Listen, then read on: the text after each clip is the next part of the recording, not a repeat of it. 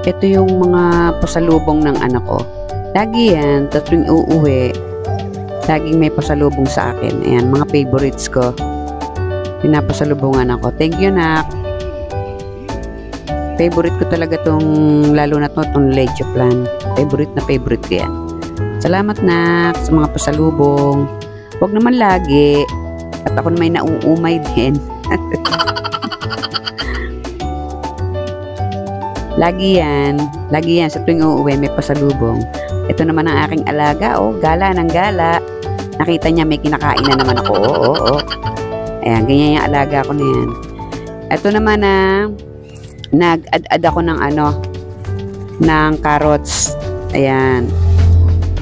Alam nyo ba, ang carrots talagang maganda yan sa kidney. Panlinis talaga to ng kidney. Kaya, hindi madalas, nagbe-blender ako ng carrots.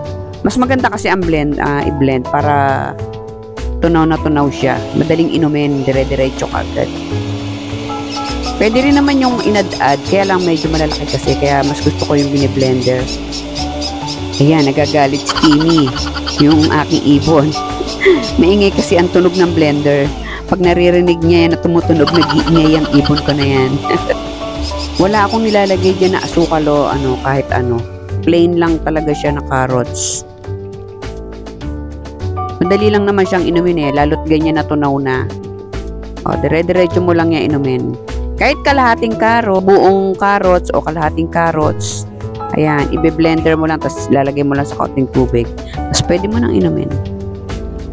Napaka-bisa yan na panlinis ng colon at saka ng ating kidneys. Ayan, madali sa pagdumi pati. Maganda yan. Maganda sa ating katawan.